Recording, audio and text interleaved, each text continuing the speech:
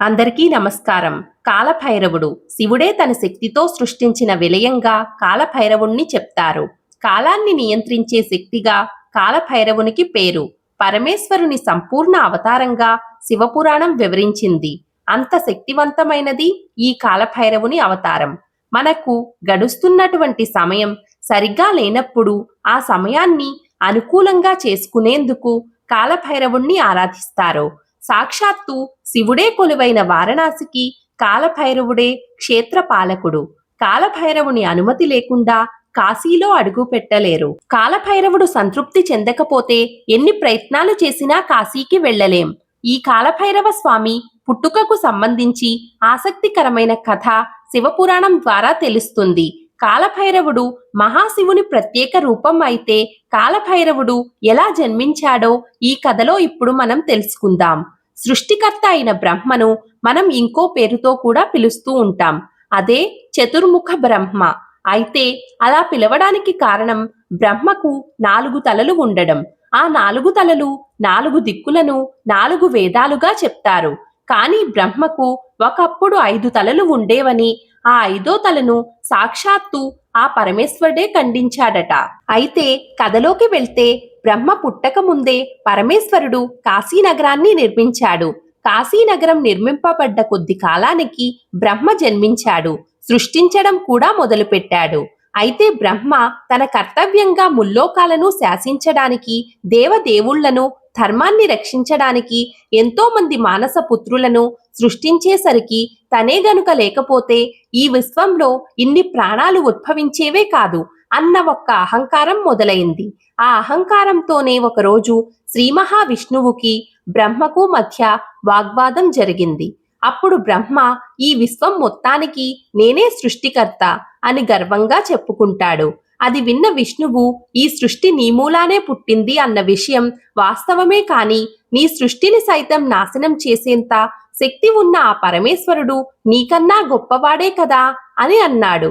అది విన్న బ్రహ్మకు కోపం వచ్చి ఆ రోజు నుండి శివుడి పనుల్లో జోక్యం చేసుకోవడం, శివుడి కర్తవ్యానికి అడ్డంకులు సృష్టించడం లాంటివి చేస్తూ ఉంటాడు.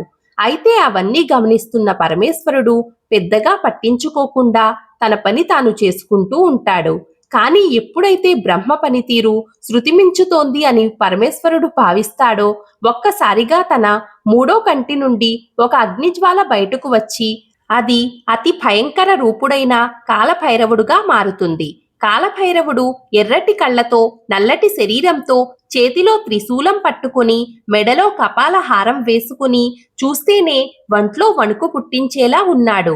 అయితే అంతటి భయంకర రూపంతో, పట్టలేని ఆవేశంతో కాలభైరవుడు బ్రహ్మలోకంలో అడుగుపెట్టేసరికి ఒక్కసారిగా బ్రహ్మలోకం దద్దరిల్లుతుంది. అప్పుడే బ్రహ్మ తన ఎదురుగా నించున్న కాలభైరవుడిని చూసి, ఏమిటి, నేను సృష్టించకుండా ఒక జీవి పుట్టడం, ఆ జీవి నా లోకంలో నా అనుమతి లేకుండా అడుగు పెట్టడమా? ఎవరు నువ్వు? ఇక్కడికి ఎందుకు వచ్చావు అని అడిగాడు. అప్పుడు కాలభైరవుడు, నన్ను సృష్టించింది సాక్షాత్తు ఆ త్రిపురనాశక రక్షకుడు అయిన పరమేశ్వరుడు. అయినా నేనే గొప్ప, నన్ను మించిన శక్తే లేదు అన్న అహంకారంతో ఆ పరమేశ్వరుడికే ఆటంకాలు సృష్టిస్తున్నారు. ఇదేనా బ్రహ్మతత్వం అంటే అని అడిగాడు. అది విన్న బ్రహ్మ, నేను లేనిదే భూమి లేదు, ఆకాశం లేదు, నేను లేనిదే జీవం లేదు, ప్రాణం లేదు, నేను లేనిదే స్వర్గం లేదు, నరకం లేదు, ఆఖరికి నేను లేనిదే దేవదేవులు లేరు, అసురులు దానవులు లేరు. అలాంటప్పుడు నేను లేకపోతే ఇంకెవరు విశ్వానికి సృష్టికర్త అని అహంకారంగా సమాధానం ఇచ్చాడు.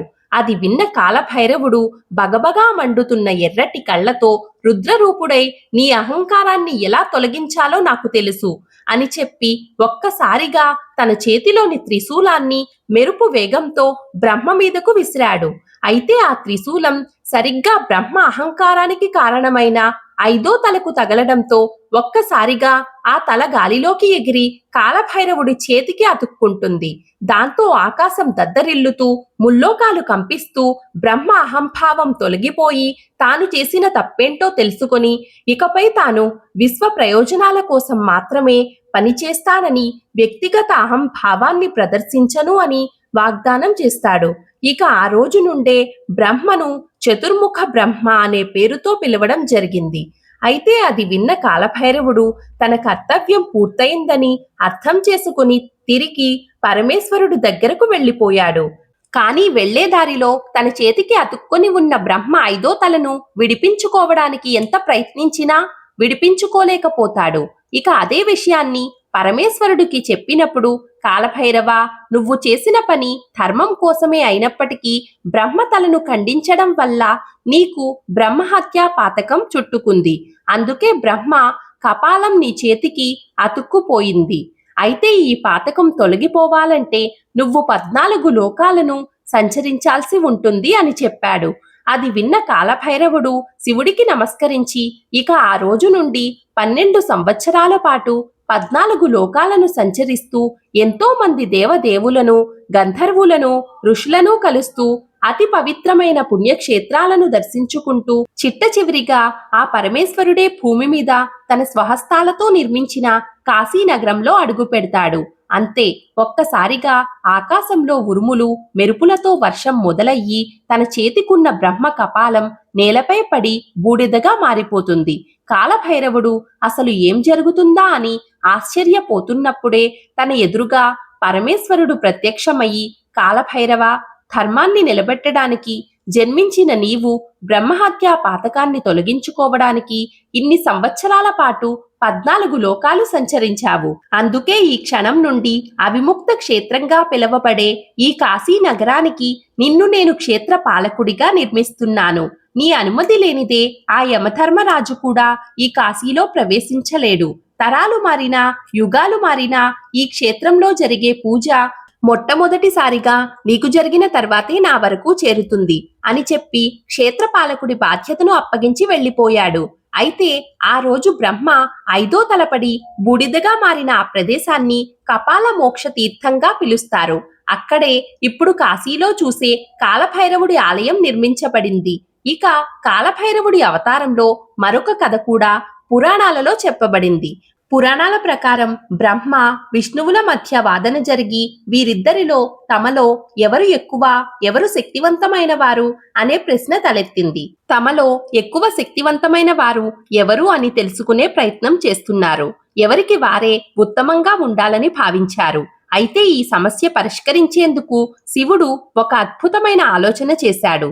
మహాశివుడు తనని తాను ఒక పొడవైన కాంతి స్తంభంగా మార్చుకున్నాడు. ఆ కాంతికి ఆది అంతం లేనట్టుగా ఉంటుంది. మహాశివుడు తన తోటి త్రిమూర్తులైన బ్రహ్మ, విష్ణువులకు ఒక పరీక్ష పెట్టాడు. కాంతి ప్రారంభం గురించి బ్రహ్మ, అంతం గురించి విష్ణువు కనుక్కోవాలనే పరీక్ష పెట్టాడు. ఆ తరుణంలో బ్రహ్మ ఈ కాంతి ప్రారంభం గురించి వెతికే ప్రయత్నం చేయగా, విష్ణువు కాంతి ముగింపు గురించి తెలుసుకునే ప్రయత్నం చేశాడు. ఆ ప్రయత్నంలో ఇద్దరూ ఆసక్తులై తిరిగి వచ్చారు. కానీ బ్రహ్మ తెలివిగా మహాశివునికి నిజం చెప్పే బదులుగా అబద్ధం చెప్తాడు. కాంతి యొక్క ప్రారంభాన్ని గుర్తించానని చెప్పాడు. అది అబద్ధమని గ్రహించిన మహాశివుడు బ్రహ్మ మాటలు విని కోపోద్రేక్తుడయ్యాడు. ఆ కోపం నుంచి కొత్త రూపం పుట్టింది.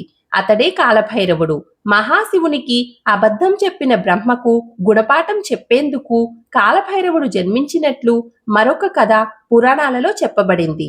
సమస్త ప్రాణులను తనలోకి లయం చేసుకునే పరమశివుని మరొక రూపమే భైరవ స్వరూపం. కాలమనే కుక్కను వాహనంగా కలిగి ఉంటాడు కాబట్టి ఈయనను కాలభైరవుడు అని అంటారు.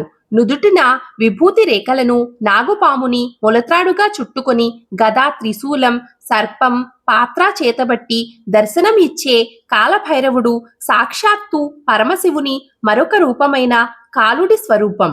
ఆయన ఆదేశానికి సిద్ధమన్నట్టుగా పక్కనే కుక్క దర్శనమిస్తూ ఉంటుంది. కాలభైరవుని విశిష్టత తెలియక ప్రస్తుత రోజుల్లో కాలభైరవుడు అనగానే చాలా మంది సునకం అని తేలిగ్గా అనేస్తారు. కానీ సాక్షాత్తు శివుడే కాలభైరవుడై సంచరించాడని శాస్త్రాలు చెప్తున్నాయి. సాక్షాత్తు శివస్వరూపుడైన ఈ కాలభైరవుణ్ణి పూజిస్తే సకల గ్రహదోషాలు, అపమృత్యు దోషాలు తొలగిపోతాయని, ఆయురారోగ్యాలు పెంపొందుతాయని మంత్రశాస్త్ర గ్రంథాలు చెప్తున్నాయి.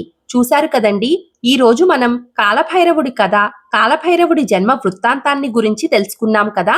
ఈ వీడియో మీకు నచ్చినట్లయితే ప్లీజ్ ఒక చిన్న లైక్ చేసి మన ఛానల్ను సపోర్ట్ చేయండి. ఇంకా మరెన్నో ఇంట్రెస్టింగ్ వీడియోల కోసం మన ఛానల్ను సబ్స్క్రైబ్ చేసుకోండి. Thank you for watching this video.